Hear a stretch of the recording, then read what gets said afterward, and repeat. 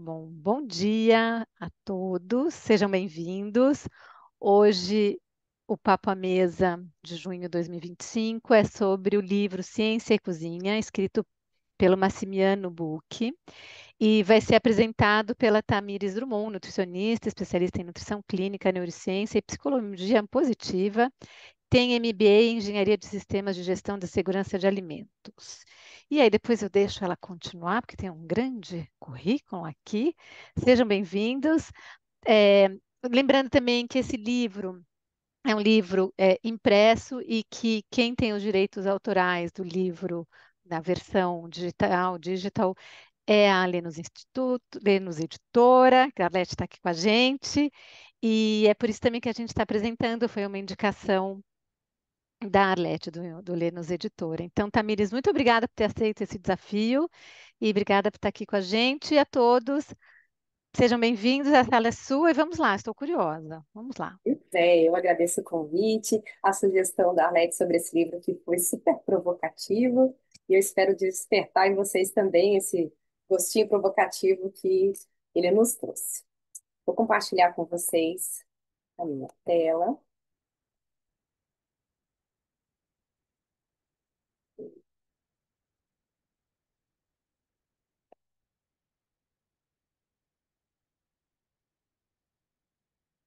Vocês conseguem acompanhar?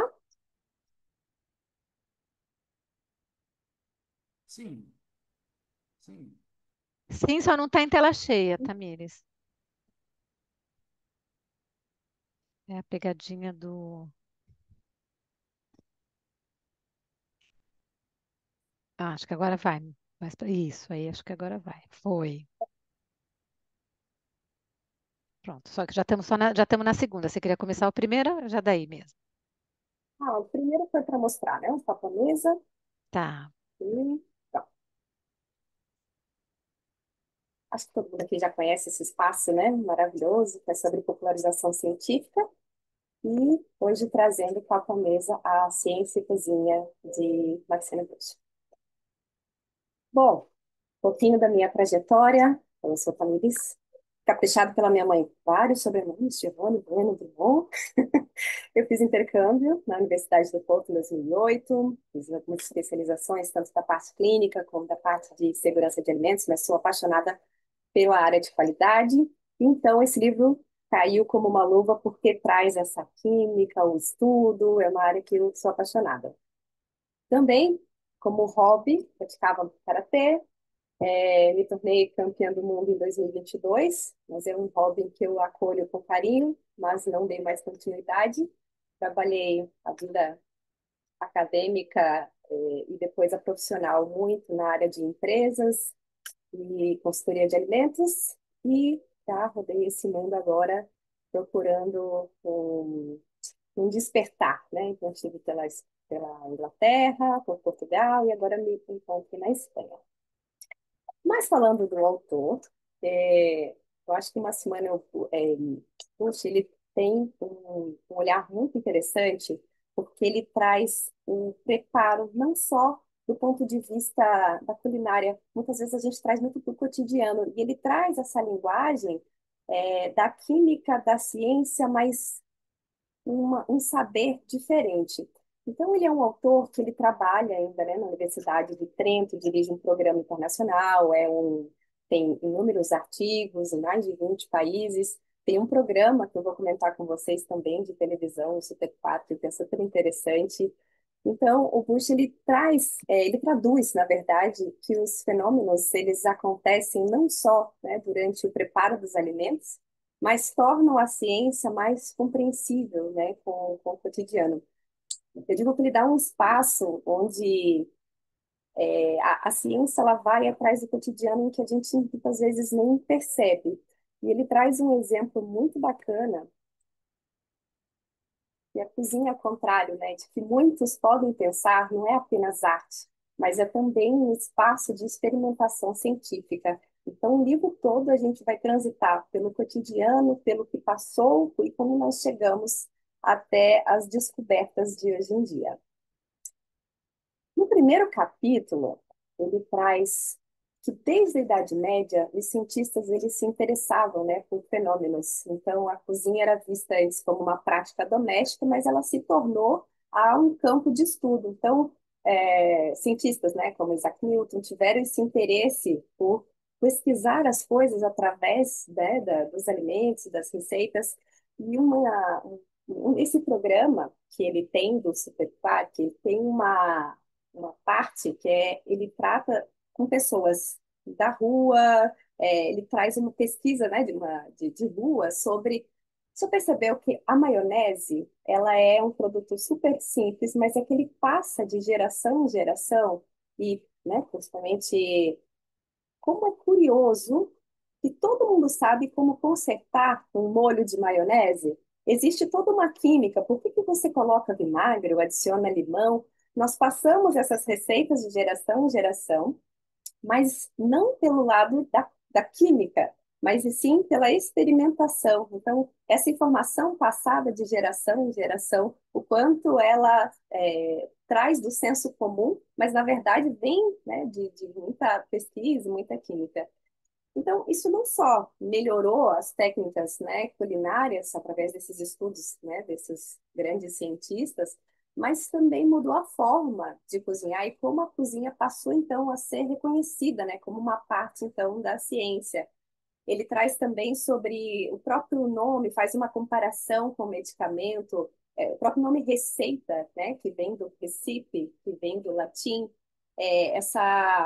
como no medicamento existe uma bula, nos alimentos também a receita partiu disso, de fazer essa descrição de como fazer, igualmente eram feito com as bulas de medicamento, né?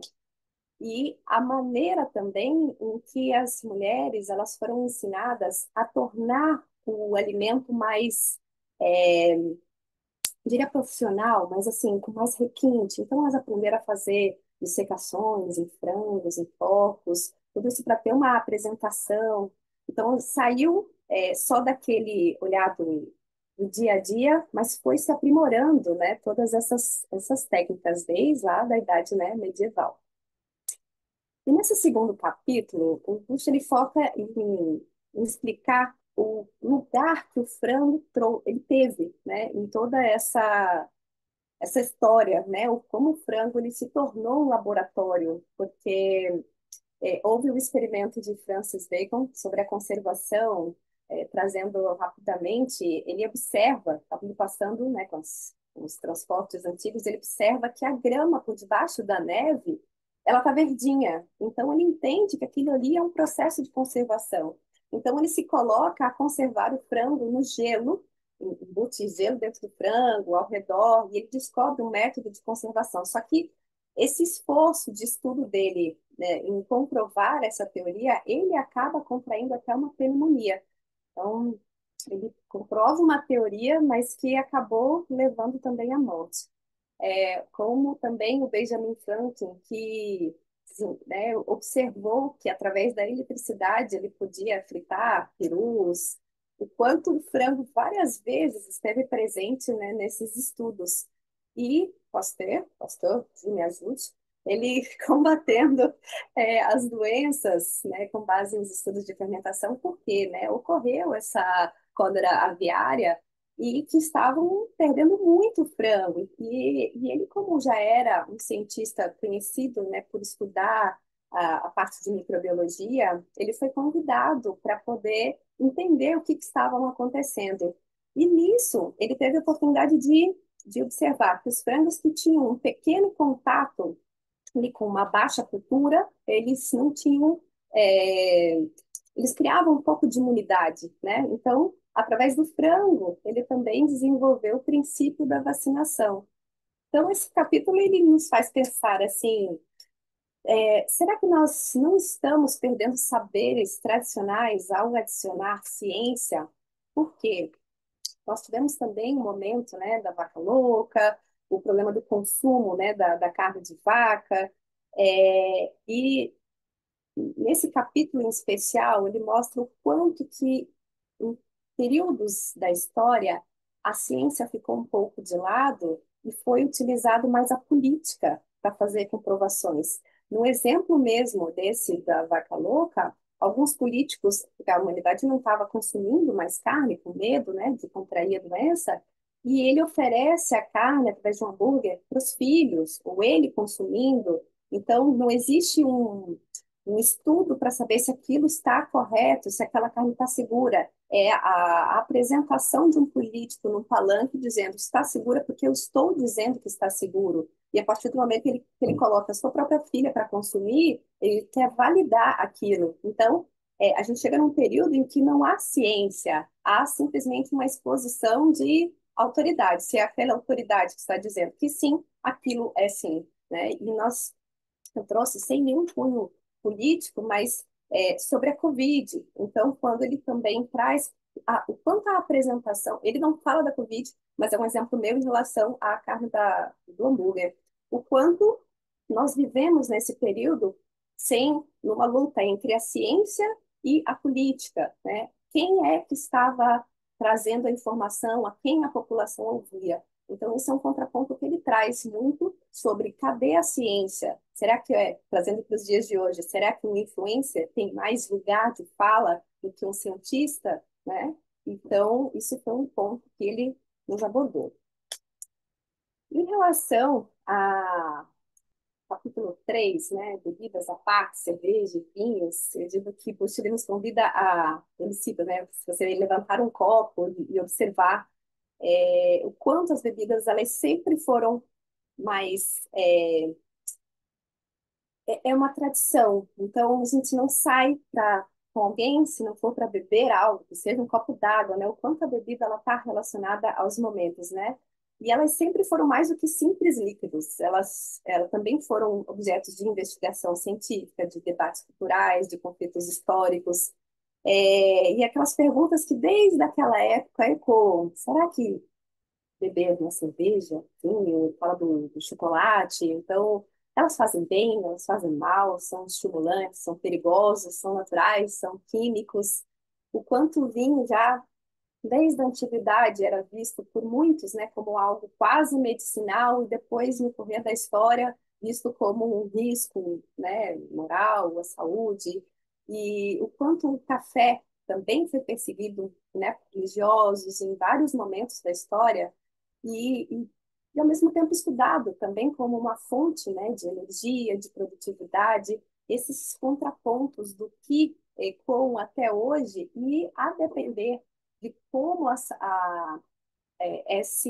trazido esse tema, os argumentos ainda não conseguem definir, porque a ciência ela ainda trabalha nesses dois polos, ele não consegue ter uma determinação, porque a gente ainda fica em cima do depende. Depende da quantidade, depende do quanto, do como, de onde.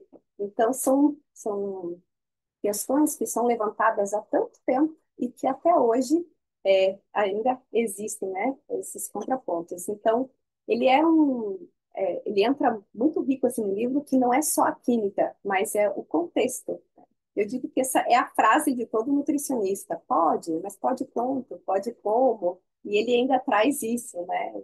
O contexto do que é cerveja, vinho, bebidas, enfim, o chocolate quente, é ainda o que leva, né, a dizer se tal do pode ou não pode. E talvez essa provocação, né, que eles nos deixam é se nós estamos bebendo por influência de uma história, né, ou se realmente o social é mais do que nós imaginamos, né?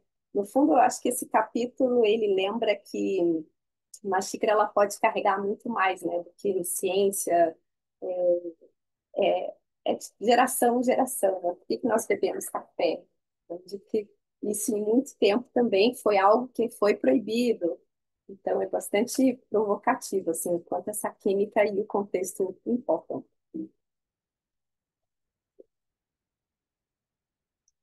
E sobre a sobremesa seguida do digestivo,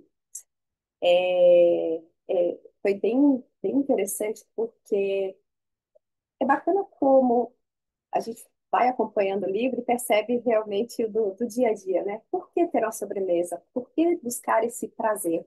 Então, a sobremesa ela vem nesse lugar de prazer, de finalização.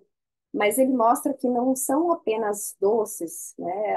A sobremesa ela veio numa expressão também muito tecnológica, e ele trouxe, né, como exemplo o sorvete, né? Na sua história foi uma combinação entre a parte científica e o desejo, né, humano por manter. Então, o desenvolvimento da técnica de congelamento antes, que era uma coisa super elitizada, e passou a se popularizar com o tempo. E outro exemplo é o merengue, que depende, né, de tanto processo, depende do processo físico-químico, eles fazem um estudo assim do como manter essa clara, né, de neve. Então foi um experimento assim à parte, e manter isso é, é algo assim de realmente várias etapas assim que ele traz até chegar a esse desenvolvimento. E em alguns lugares, até porque ele traz muito essa referência, né, do que tem na Itália, sobre os licores digestivos, né, que foram muito populares em algumas, né, culturas da Itália, mas que a ciência ela não está ali ainda, nessa comprovação de que realmente ajudam, tem uma comprovação científica? Não, mas parece que vem muito mais de um efeito simbólico, algo mais social, né, do que fisiológico, né? Então ele questiona assim, quanto novamente dessas nossas práticas, elas são guiadas pela ciência e quantas pelo ritual ou costume, ou até mesmo pela ilusão da eficácia. E traz essa frase: estamos saboreando ou repetindo rituais. Eu achei bem bacana. Então, deixa eu ver aqui.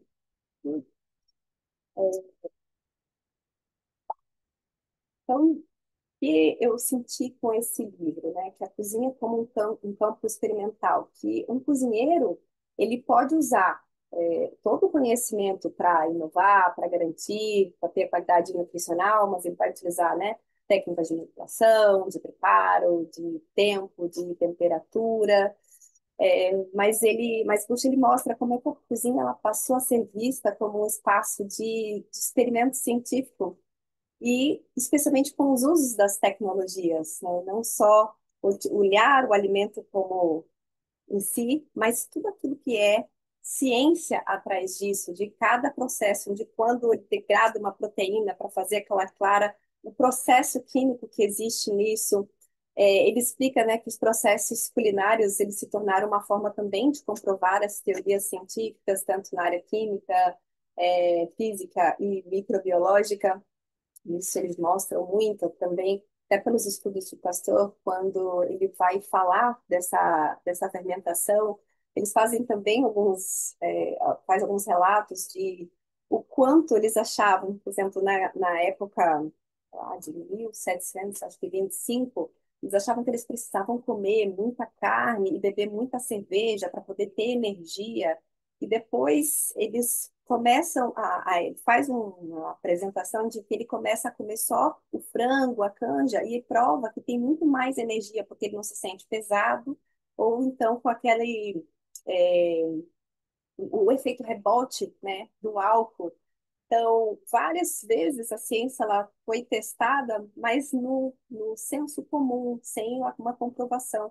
E até hoje, muitas vezes acontece dessa maneira, né? As pessoas testam primeiro e depois é que buscam a ciência para comprovar os resultados, ou não buscam a ciência, mas é através dela que se justificam os efeitos, né?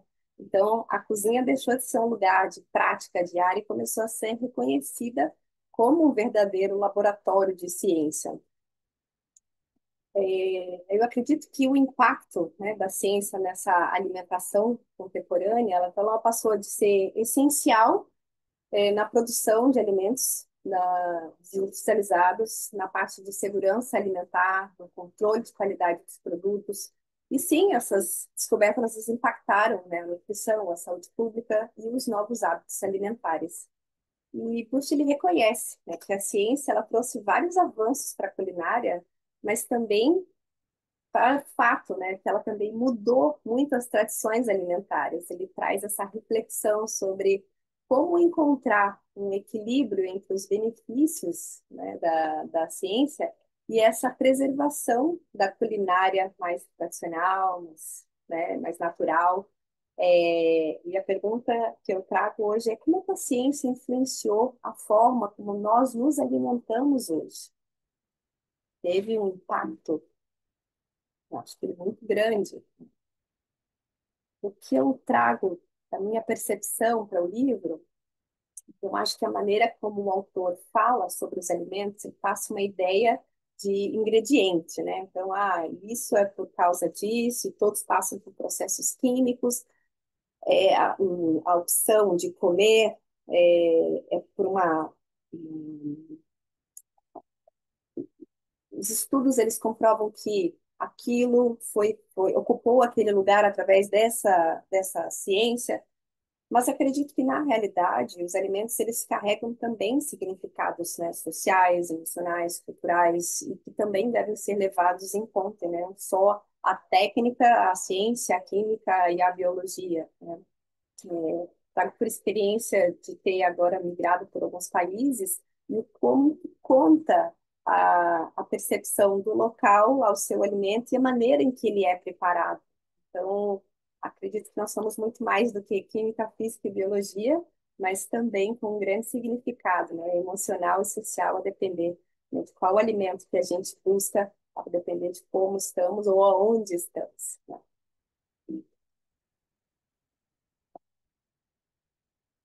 Então, na minha conclusão, o Bush ele traz um novo jeito de olhar para a cozinha, né, mostrando que a cozinha é mais do que uma arte, mas também envolve ciência. Então, o livro ele contribui para integrar para a ciência, a culinária, a nutrição, e destaca que a ciência sozinha ela não consegue explicar tudo sobre a alimentação humana.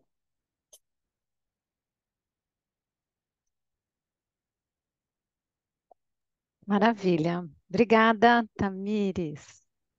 Muito obrigada. Vamos lá para a discussão? Eu vou começar, eu vou começando, Alete, vou começando. Se você puder descompartilhar, que aí a gente se vê maior, imagina, que a gente se vê maior. Vou colocar aqui no galeria para a gente se ver. Bom, fui aqui imaginando muita coisa, né? Eu pararia ali no seu final, né, do que a ciência também é cozinha, é, e que não é só. Essa sua frase, eu não estou sabendo repetir a frase, mas aqui me veio a questão. Se a gente levar em consideração, que a gente não é só física, química e biologia, né? Mas se a gente levar em consideração o que é ciência, se a gente compreender que as ciências humanas e sociais, elas também são ciências, então elas também entram, né? A gente não pode, então, porque também é ciência. E aí, desde o começo, me vem a pergunta, e que já faz um certo tempo gera confusão, não só no público leigo, no grande público, mas como também em especialistas. O que é ciência? Porque a gente acaba confundindo e coloca a ciência num papel moralizador, num papel normatizador, num papel de dar ordens à sociedade. E não é bem assim. A ciência, se a gente for ao pé da letra, é tomar ciência, saber que aquilo existe, explicar aquele fenômeno. Por isso que a ciência ela vai evoluindo, porque cada vez que a gente dá um passo, a gente tem mais consciência de fenômenos que até então o nosso instinto ou o conhecimento empírico fazia a gente avançar, né, no tempo e na sociedade e mudando as eras e a forma como o Homo sapiens foi vivendo e foi evoluindo. Então, eu acho que e eu sou muito defensora do empírico. Acho que o empírico ele tem que existir, senão a gente vai ficando congelado e vai ficando normatizado e regrado, que é mais ou menos que ele fala de outras palavras, dentro desse espaço que é rígido. A ciência é rígida, porque para ter ciência você tem que ter método, né? E para você ter conhecimento empírico, você tem que ter sensibilidade, você tem que ter essa sensação, você tem que ligar uma coisa na outra. E a ciência você segue um método. Então eu diria que sim, faz parte, mas são ciências também, né? É que alguns campos da alimentação, ou que tangem, ou que tocam a alimentação, descobriram e passaram a considerar, inclusive a medicina e as ciências da nutrição, as ciências sociais começaram, então essas áreas começaram a considerar as ciências sociais não faz 20 anos, né? Faz bem pouco tempo que isso começou a permear e se entender que existe sim ciências químicas, biológicas, etc., mas existe também essas ciências sociais e que tem muito a ver. E quando a gente coloca, a gente pode colocar também a geografia dentro de ciências, que é um misto. A geografia ela pula um pouco, né, entre exatas e humanas. É, nós estamos e sempre estivemos, hoje, né, com a globalização cada vez menos, mas a alimentação ela sempre foi determinada pela nossa geografia, pelo que estava à disposição, né? Então, eu acho que isso também, às vezes, fica um discurso que a gente não pensa, não, mas espera aí, sempre foi assim, né? Não é de agora, a gente sempre comeu aquilo que estava em função. E aí eu coloco aqui, né, o empírico e a ciência veio depois do empírico. Então, o homem descobriu o fogo como? Ele viu que fazia uma coisa e ele não precisava procurar coisa, ele não precisava ir caçar, ele cozinhava, a carne era menos indigesta, então ele foi aprendendo. E aí depois a gente foi explicando isso. Ele me lembra muito o Hervetis, não sei se vocês conhecem, porque o Hervetis, ele é um químico, não sei se o Massimiano é químico, ele é químico também? Não sei se ele é químico, ninguém não sabemos. O Hervetis é um químico francês e ele que é um dos precursores da cozinha, ai meu Deus, molecular. E ele quer muito levar, ele gosta de explicar essa questão, ele gosta de explicar muito a relação da química, nada acontece por acaso para ele na cozinha, né? Então ele me lembrou muito. E aí, esses sabores tradicionais, e fica aqui, né? Quem veio antes? A galinha ou o ovo ou galinha? Então a gente passou a normatizar essa cozinha depois que a gente começou a compreender ela por trás dos panos e por trás dos resultados, com a química, com combustão, com, né, resfriamento, etc. Ou será que a gente já tinha mais ou menos isso ditado e normatizado por culturas, por geografia, por clima e outras coisas? Quem veio antes? Isso eu me questiono muito. E a ciência, e acho que a gente tem que ir pensando, e ele, para mim, né, me fez pensar o quanto a gente vem deturpando a ciência. Volta à minha fala inicial. O que é ciência? Então, deturpando e colocando ela como um juiz, como alguém que dita essas regras. E não é bem assim. E a ciência vem perdendo esse valor. E por isso que hoje em dia a gente deu espaço para a propaganda, para a publicidade. Então, você fala aquilo da carne, a gente abriu esse espaço e a ciência está se perdendo nesse espaço. Então, desde que a sociedade passou a ser uma sociedade da comunicação e que tudo é comunicado, pouco é informado, pouco é pensado, pouco é questionado e aprofundado, a ciência perdeu essa seriedade aos olhos aos olhos do grande público. Então, claro que na maneira como evoluímos como sociedade, sim, a ciência, porque ela se fechou muito tempo, ela era fechada, ela não comunicava com o grande público. E aí ela passou a ser comunicada de uma maneira um pouco atrapalhada, e hoje a gente passou que quem é mais bonito, quem é mais legal, quem tem mais like, vale mais. É triste, mas infelizmente é isso, né? E eu coloco aqui, sim, o influencer tem mais lugar de fala? Não. Ele não tem mais lugar de fala, ele tem mais escuta. Porque o espaço de fala está para todo mundo. Só que ele tem mais escuta. Por quê? Aí a gente abre um outro papo para entender por que que ele é mais escutado.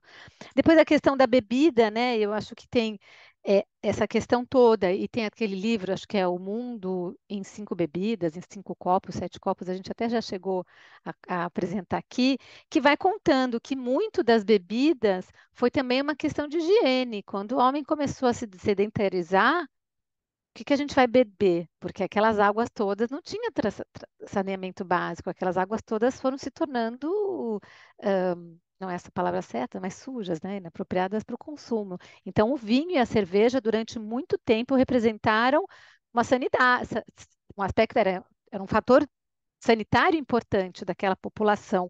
E aí depois a gente troca e era uma questão da humanidade vivia, entre aspas, bêbada, né? E quando a gente lê livros de Idade Média, a gente, né, a gente vai vendo que era normal. E todo mundo tomava o seu vinhozinho, fazia parte do tratamento realmente nos hospitais, né? Os hospitais tinham as suas próprias eh, adegas ou os lugares para fazer o seu próprio vinho, Idade Média principalmente. Então, e aí depois a gente passa para o café, que aí foi uma outra possibilidade de se beber algo que era seguro, mas que despertava a mente. E por que que a gente toma? Porque a gente foi tomando. Por que a gente toma? Porque a gente foi tomando. Por que a gente toma suco? Porque a gente foi tomando. Né? Então, assim, não sei se tem algo científico nisso. É, e assim, e a gente também tem outra uma coisa, né? Que é carregado de ciência? Não, é carregado de uma história de costume, porque uma criança, quando ela sente, né, o cheiro, a mãe e tudo, e ela sente, ela fome, ela mama, ela não está pensando em ciência. Eu acho que a ciência é outro. Eu estou insistindo muito assim nessa confusão. Ciência é outro departamento. Então, eu acho que é isso. E mesmo a cultura, porque hoje em dia a gente fala de cultura, de cultura, de cultura. O que que é cultura? O que que bate nisso, né? São hábitos ou não são hábitos? E E assim, e aí quando você fala, né, de ciências que tem que comprovar ou validar um ritual, costume, ilusão de eficácia, saboreamos, reproduzimos, eu acho que muita gente nem sabe, né? Eu acho que a ciência, ela hoje em dia, ela tem sido um álibi para a criação de novo produto, um álibi para o influencer falar alguma coisa, um álibi para o nutricionista também orientar alguma coisa, uma justificativa para existir vários espaços que precisam hoje em dia, né? Porque a gente também evoluiu. Né? Quando a gente vai na gôndola do supermercado, o que escolher enquanto leigo. Mas eu acho que ela é muito mais usada como base para o mercado desenvolver alguma coisa do que para justificar algum consumo. Né? E a gente acaba justificando e aí fica aquela coisa confusa entre as ciências da nutrição, a engenharia de alimentos, a química, o marketing, o mercado e a publicidade e vira uma salada de frutas, uma salada russa, se a gente quiser, que a gente se perdeu nesse meio. E aí eu coloco assim, como tudo é como que a gente usa a ciência? Para que que a gente usa? Acho que vale mais discutir não, mais pensar nessa questão. Para que que a gente usa? Como que ela foi usada? Para que que ela serve?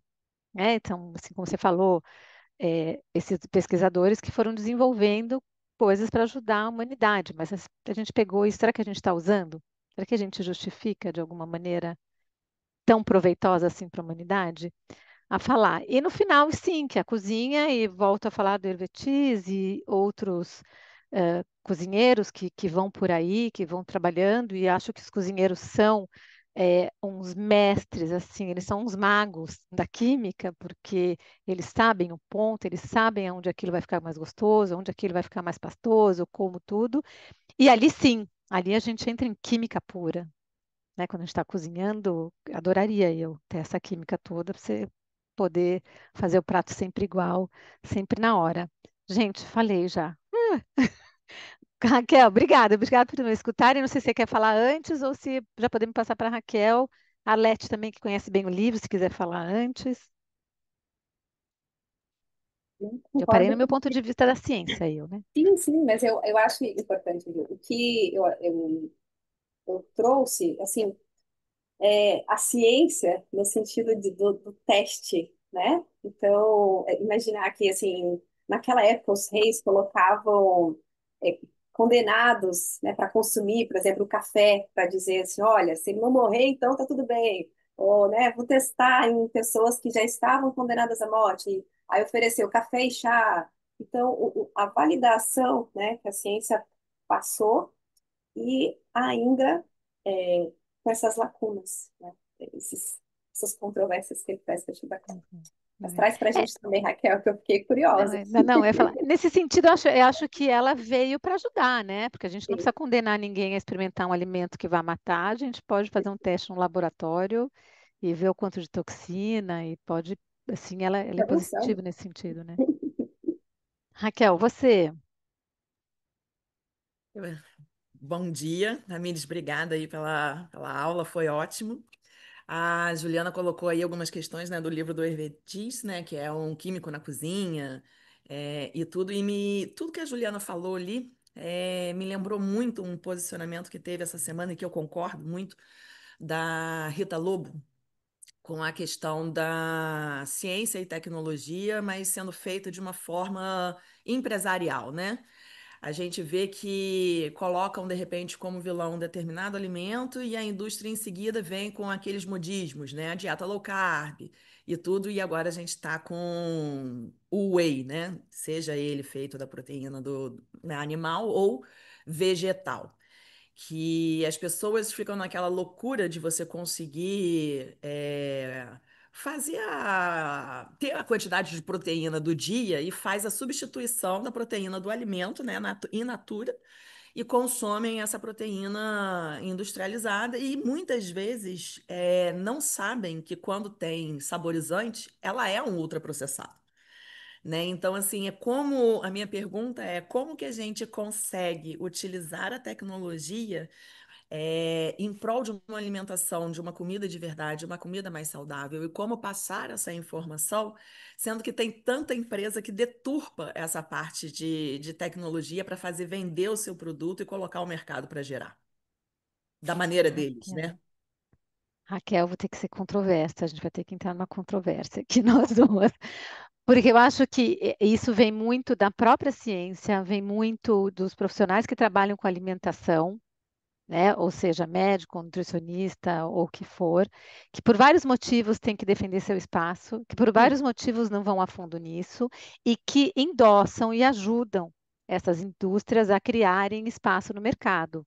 E nicho, não é a indústria que vai falar: "Ah, agora vamos todo mundo fazer todo mundo engolir whey protein". Não, cria-se um nicho e aí a indústria vai lá e, né, e fala: agora então eu vou tomar conta desse espaço já que vocês querem.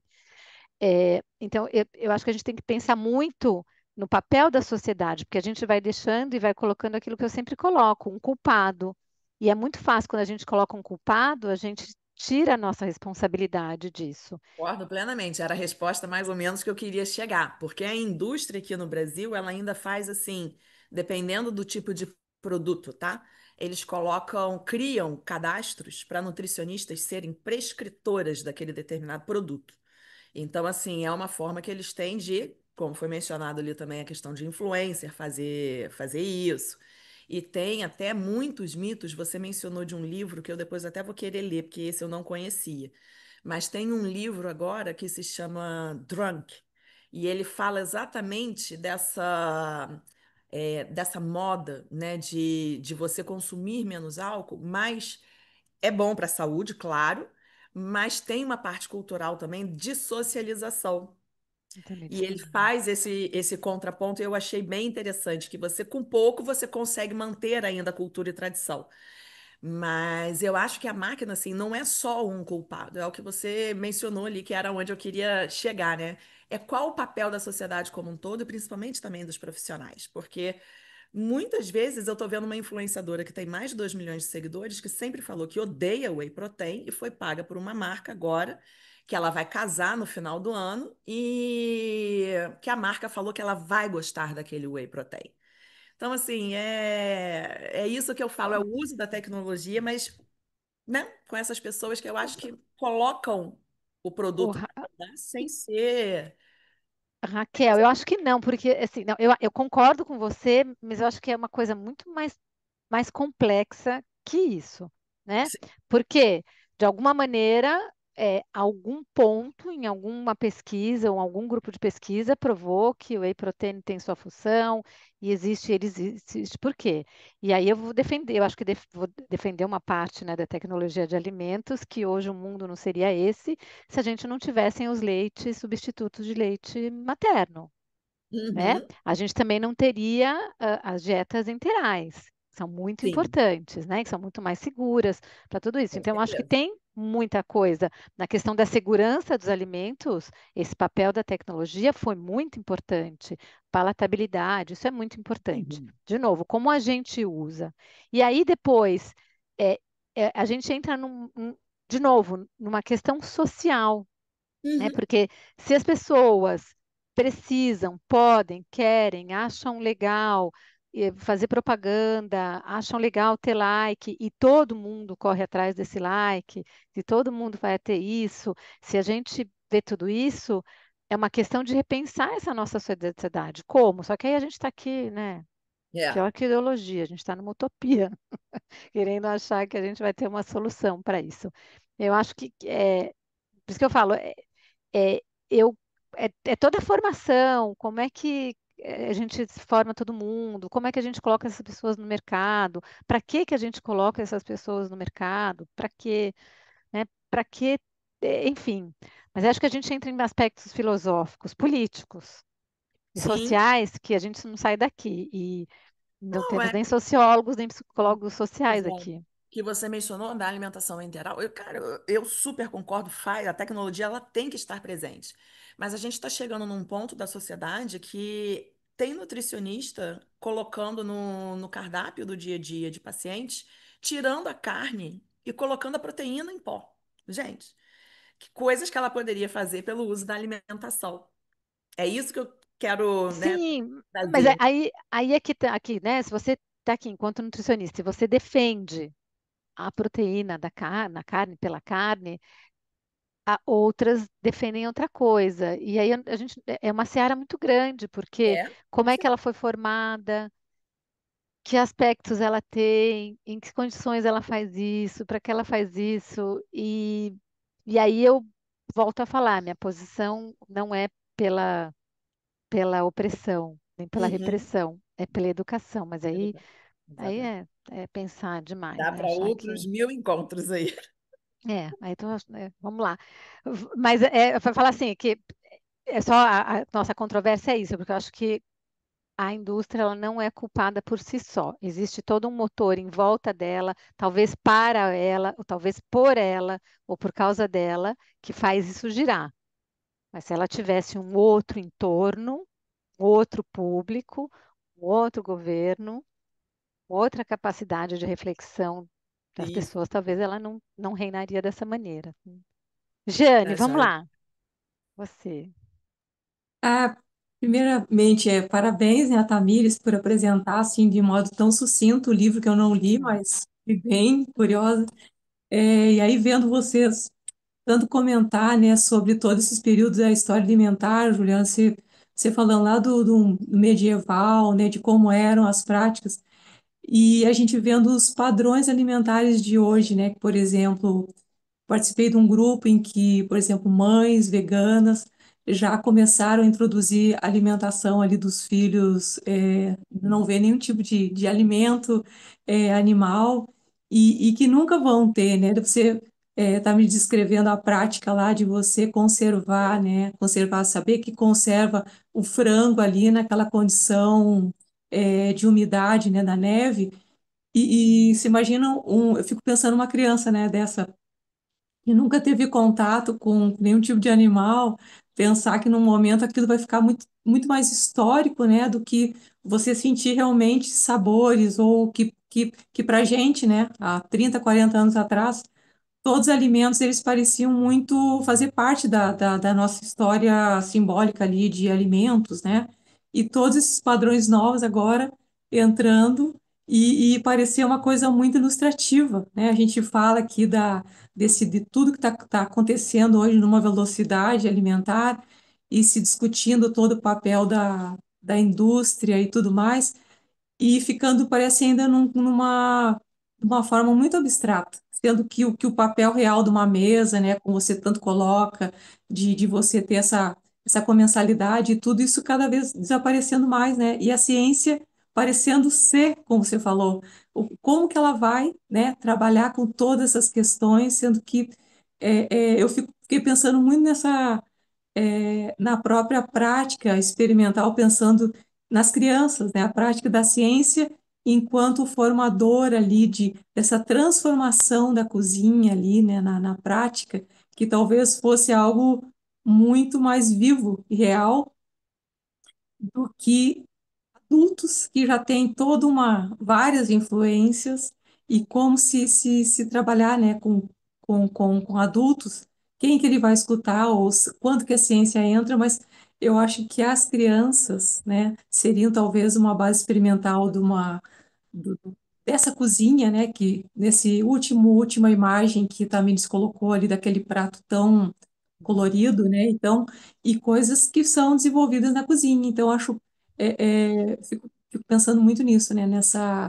Que a gente ninguém quer convencer e fica aí tentando entender todas essas mídias que vem com a parte de ciência, mas também com outros interesses, né?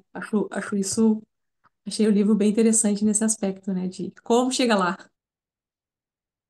Tamires, deixa você responder, porque na minha controvérsia aqui com a Raquel, me meti já na sua resposta. É verdade, você trouxe um ponto importante, né? Se fala muito sobre os experimentos ou a influência, mas sem tocar a parte, né, das crianças, o, como eles vão enxergar o alimento e a alimentação, como eles estão sendo é, incorporados nisso, desde o consumo em frente ao tablet, ao telefone, né? Essa questão da mesa e dos alimentos é quase que uma coisa assim, come porque tem que comer, mas sem ter esse cuidado nutricional. Eu sinto muito assim pela maneira como nós temos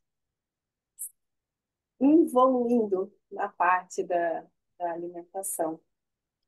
E esses testes, assim, a ciência como ela foi colocada no passado, claro, né, de forma muito mais rígida, mas uma coisa até que o Bush também trouxe sobre a quantidade, o alimento modificado. Eu sou também a favor da industrialização, até porque nós precisamos de produtos em todo o tempo e em quantidades suficientes, mas o quanto o alimento tem deixado de ser mais in natura, né? Será que existe a necessidade de adicionar tantas coisas? Existe tanta necessidade desse prazo, né? O shelf life, né? Precisa de tanto prazo nos produtos. Então, nós estamos evoluindo nutricionalmente pelo tanto de aditivos, né? Para deixar os produtos menos perecíveis e mais plásticos, né? Seguro. Seguros. Tamires, eu acho que tem duas coisas ali, né? Que eu acho que a gente tem que sempre ir tomando cuidado, que toda a razão que você falou, e quando eu fiz a questão de dinheiro, né? Questão de dinheiro, porque a gente tem que alimentar mais boca com o mesmo valor de dinheiro que tem, né? Então, para alimentar. E a outra questão também, que todo o mercado por trás né, nos bastidores dessa indústria. Então, tudo o que se é tratado como ingrediente, que vai deixar melhor o produto, que vai deixar mais gostoso, que vai deixar mais saboroso, e toda essa questão que hoje a gente fala, não é tão antigo de saber que a gordura, para a gente parece antigo, né? Mas não é tão antigo saber que a gordura hidrogenada faz tão mal para a saúde, enquanto se vende para uma indústria que é muito melhor, vai vender muito mais, porque as pessoas vão gostar. Então, assim, é uma questão também que é complicada, né? Tanto na quantidade quanto fazer mais barato, né? Porque eu acho que vocês que são da minha faixa etária aqui, né? Arlete, talvez Giane, não sei, o João, você é da minha faixa etária, por que que sonho de valsa não é mais sonho de valsa? Porque a gente trocou a gordura dele e a quantidade de gordura para ficar mais barato, para vender mais. E, então, tem, é delicado isso, né? Delicado dessa questão. que fica, tem que ser seguro, mas até quando? E quanto? E que tipo de segurança a gente quer, né? Uma segurança para... Aí entra você e a Leti. É melhor ter uma epidemia de E. coli com algumas mortes ou cânceres daqui a 30 anos? Então, coisas que é difícil, porque a gente tem que pôr na balança, né? E essas coisas são a longo prazo. Então, a gente está vendo, e mesmo essa relação, não sei se vocês seguem a relação dos alimentos ultraprocessados, as causas, né? Existe uma relação entre o consumo consumo e doenças, né? Crônicas, degenerativas, mas não sabe o que dali de dentro que causa. São os aditivos, são os produtos. Mônica traduziu o relatório da ANSES, né, Agência Francesa Sanitária. Leti, não sei se você leu, Raquel também leu. É, são os produtos neoformados? É a quantidade? Continua, tem gente que ainda continua apostando na quantidade de gordura e açúcar. Então, isso também muda muito, né? Então, eu não sei, vocês que são da área de qualidade, pesar. É melhor tirar tudo isso e ter epidemias e surtos dessas doenças, ou não sei. É muito difícil, tá vendo como é delicado? Sei, Arlete, deixa você falar agora também um pouquinho pra gente. Eu sei que Raquel falou também, que eu tinha que sair mais cedo. Obrigado, Tamires. Foi muito interessante sua abordagem, né? E eu li o livro. Para mim, o que ele realmente faz é isso que aconteceu aqui. Ele faz a gente pensar e faz a gente refletir e sair do livro. Que ele tem muitos pilares, né? E ele faz isso, ele provoca isso, ele coloca, tem a parte histórica, tem a parte mesmo da produção da cozinha, tem a parte de produção da indústria, tem a parte do feminino, né? A mulher na cozinha, como é que era isso, como é que foi esse processo. Fala também sobre a ciência, fala sobre o cientista, sobre o influencer, então, né, sobre os ingredientes, né, de uma forma individualizada, alguns ingredientes muito pautados assim nessa questão dos hábitos, né, e de uma forma muito universal, né, café, chocolate, cerveja, né, são alimentos muito universais que se consomem em muitas partes do mundo. Então, e cada pedacinho do livro, cada capítulo, ele coloca para a gente um conteúdo, né, um conhecimento, mas aquilo mexe e a gente quer pensar mais um pouco, né? Essa parte do cientista tem uma reflexão muito interessante sobre o que é ser cientista, o que é ciência, o que é a popularização da ciência. Eu sempre falei para a Juju, esse livro fala muito das coisas, eu sabia que ele ia te provocar bastante, porque ele tem essa parte muito presente, né? E ele faz assim, uma como é que eu vou dizer? Ele sai de um, entra no outro assunto de uma forma muito bem escrita. E é muito divertido, ele tem bom humor, sabe? Eu gostei muito dessa forma de escrever do Maximiano. Ele também, como pessoa, é muito interessante, ele conversou comigo, ele é muito simples, é uma pessoa simples de contato, né? Não é muito formal, não tem muita formalidade. Então, foi um livro que me fez muito refletir sobre até o que eu vi de história. Assim, rapidinho, que eu comecei a universidade na década de 80, numa época em que cozinha era coisa de dona de casa. Quando eu disse que fazia nutrição, as pessoas perguntavam, o que é nutrição? Eu falei assim, mexer com os alimentos. Tal. Isso é coisa de cozinha, de dona de casa. Você vai fazer isso na faculdade?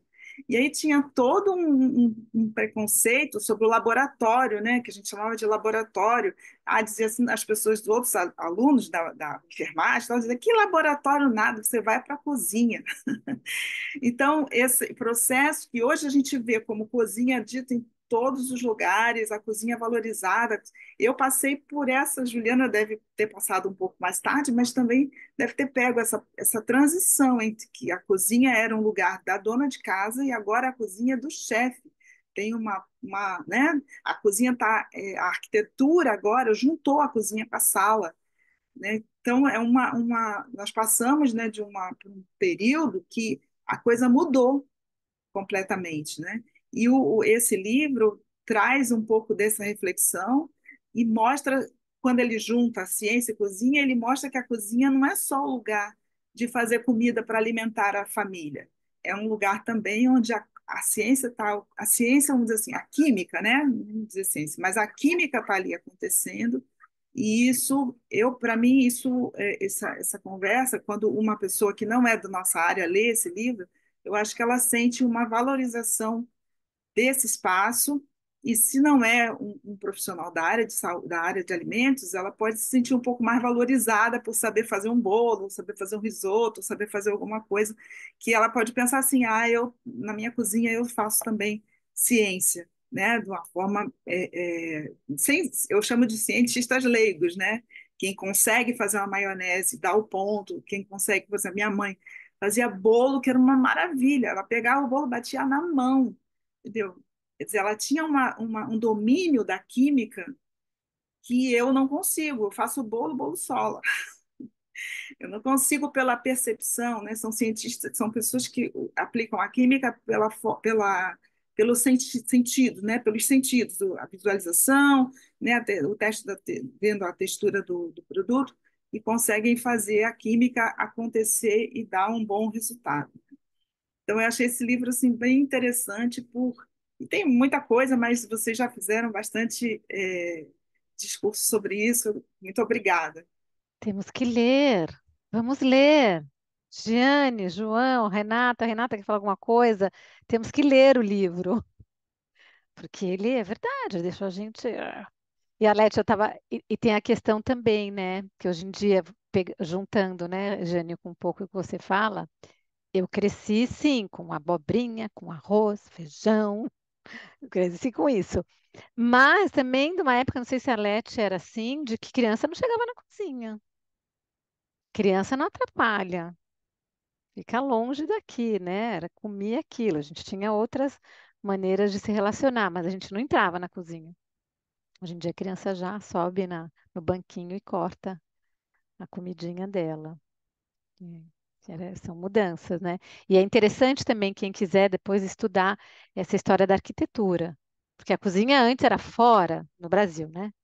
Fora da casa. Na Europa as cozinhas eram minúsculas. Depois no Brasil ela foi integrada para casa. Era um espaço separado. Hoje em dia ela está integrada, como você falou, com a sala. Então, tudo isso vai mudando também, não só o que a gente coloca na panela para cozinhar, mas como a gente cozinha e como a tal da convivialidade, né? Como é que é a convivência das pessoas com a comida. Diga, João, vamos lá. Olá, Tá, sim, tá bom. eu creio Não que tá estou joia. dando eco, né? Não, não, tá bem. É que você tá falando, é que eu estava olhando para o seu computador, mas você tá falando no telefone. Pode ir que tá ótimo. Sou João do Egito, técnico em nutrição e dietética, gastrólogo, em formação, licenciatura para o ensino técnico e para o ensino superior, Instituto Federal de São Paulo. Ah, eu quero ressaltar sobre a fala ah, da Tamires Drummond e demais colegas sobre o poder simbólico na construção da identidade alimentar e romper barreiras, segundo o sociólogo Pierre Bourdieu. Essas são minhas palavras. Obrigado. Obrigada, João. Obrigada. Renata, Mônica, querem falar alguma coisa? Parabenizar também, né, pela apresentação. Foi muito legal. E assim, pelo menos para mim, fez ter vontade de ler o livro. Eu vou atrás desse livro. Eu achei ele muito provocativo. E para mim, o que chamou a atenção, assim, essa ligação do empírico com a ciência. Eu acho que ele vai trazer isso. E a gente perdeu muito isso, né? Se a gente separa, do mesmo jeito que a gente separou os ambientes, depois a gente juntou os ambientes, fez tudo a mesma coisa, acho que na questão do conhecimento também. E às vezes a gente por valorizar um lado, a gente esquece o outro. Eu acho que o livro vai trazer, juntar isso. E muitas pessoas, na hora do consumo dos alimentos, aí a gente sempre puxa a sardinha para o nosso lado, né? Quando a gente vai consumir, tem muitos alimentos que a gente não. O consumo em si do alimento, a gente separa ele para o que ele tem, o que ele pode ajudar, né? Por que que você consome em termos afetivos, sociais. Então, tem essa junção do empírico com a ciência traz essa reflexão. Acho que o livro vai ajudar muito. Eu vou atrás desse livro. Obrigada, Tamires. Obrigada. Arlete, se você puser os links, porque eu não sei se é o link certo, eu já achei do Wookie, A, que aí a gente já. o, a minha editora, nós fizemos esse livro no formato eletrônico e eu não coloquei o link, Ju, porque eu quero o e-mail das pessoas, quem tiver interesse, eu Tá. mando depois um voucher de desconto por Hum, e-mail e vocês acessam pela plataforma que vocês. Normalmente a gente usa o Google, porque o Google é o mais rápido. O Amazon, para mandar um voucher de desconto, ela leva 15 dias. Então, o tá. Google é mais. O Google não, o Google é rapidinho, eu peço o voucher, o Google manda rapidinho o voucher, e é também mais fácil de ler em qualquer plataforma. Hum, Então, quem quiser, me manda. Eu vou botar o meu e-mail aqui no chat, e quem quiser o livro, me manda o seu e-mail e depois eu mando o voucher de desconto, tá bom? tá. Arlete, como vai ter gente que vai ver? Renata, já vamos, não vou te esquecer, não. Como vai ter gente que vai assistir depois, essas pessoas podem qualquer coisa escrever para a editora. Então, se você puder falar o e-mail da Ah, editora para quem sim. assistir depois. Para eu falar, tá bom. Então é contato@lenoseditora.com.br. Tá? É Pode me porque escrever fica, porque e a gente quem não manda o. tiver, quem não está aqui não vê o chat depois na gravação, por isso. Tá bem? Vamos lá. Renata, vamos lá, você. Bom dia a todos. Eu sou Renata, eu sou nutricionista de formação, sou docente da Unirio, a Universidade Federal do Estado do Rio de Janeiro. E eu sou uma entusiasta aí dessa temática de trazer, né, a, que a comida ela está muito ligada, né, na nossa formação ao lado biologicista e de trazer esse lado afetivo e de memórias, né, e o que significa isso para a gente aí. Então, eu sou uma entusiasta aí dessa temática. Então, eu não conheci o livro, ainda não li, conhecia outras obras dele, mas não o livro. E, e aí essa integração, né, da ciência e da culinária, né, quanto a método, quanto a regras e quanto ao empírico e quanto a essa sensibilidade me atrai muito, né? Então, é um dos pontos aí que a Tamires colocou, né, que até agradecer e parabenizar aí pela sua apresentação, né, do impacto, né, da ciência e da culinária contemporânea, né? Então a gente fica pensando, né, até que ponto a ciência influenciou e trouxe esse lugar do cotidiano para hoje, aonde ele está, né, dentro da casa propriamente dito, né, ligado ali à cozinha e à sala, como vocês colocaram.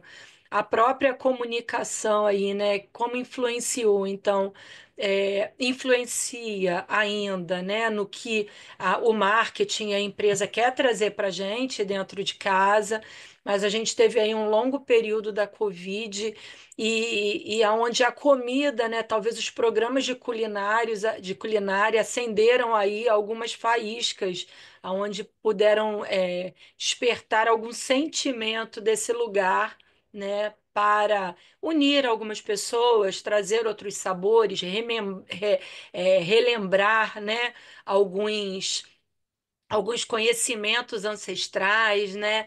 E então, assim, para mim, né, esse olhar dos alimentos, claro, a gente sabe da importância dos processos químicos e dos nutrientes, mas olhar também, né, essa relação com os significados sociais, emocionais, culturais, para mim, me desperta muito interesse, porque a gente, se a gente for, né, buscar lá na nossa ancestralidade, seja desde da nossa primeira colonização, né, e quantas receitas, né, ou quantas manipulações culinárias elas vêm sendo adaptadas aí essa culinária contemporânea que a gente tem, mas é, o que cada receita e cada preparação que a gente tem em casa, isso significa, né, para gente aí. Então, saborear e repetir esses rituais, né, é o prazer não só do comer e da comensalidade, de estar junto, mas também de poder resgatar isso e poder divulgar e trazer para novas gerações. Eu acho que a minha fala fica nesse lugar. Obrigada. Obrigada, Renata. Obrigada. Eu acabei de ver, ele é sociólogo, né? Químico. Ele é sociólogo da Universidade de Trento, na Itália. Mais alguma coisa? Tamires, você foi uma ótima, como é que fala? Reprodutora desse livro, porque você causou essa inquietação, esse desconforto em todo mundo vai sair daqui agora doido para ler esse livro. E eu junto com vocês todos também, querer ler esse Ai, livro. super recomendo, porque aqui eu dei uma pincelada pelos capítulos, mas quando a gente vai degustando etapa por etapa, é exatamente assim, isso que o Renato também trouxe, entre o método, o que aconteceu, assim, e é um livro que você sai é, imaginando o tempo antigo, aquilo da Idade Média, e ele traz para o atual, então você fica viajando realmente no tempo e nos métodos, nas coisas, foi assim, muito enriquecedor. Então, se despertou a curiosidade, agora já sabem qual é a fonte para buscar, né, Red? E se deliciar, ele realmente vale a pena. Maravilha. Gente, obrigada, Tamires, obrigada a todos por estarem por aqui. Mês que vem, a Leti está aqui de novo com a gente, porque a gente vai apresentar o livro O Estômago 1.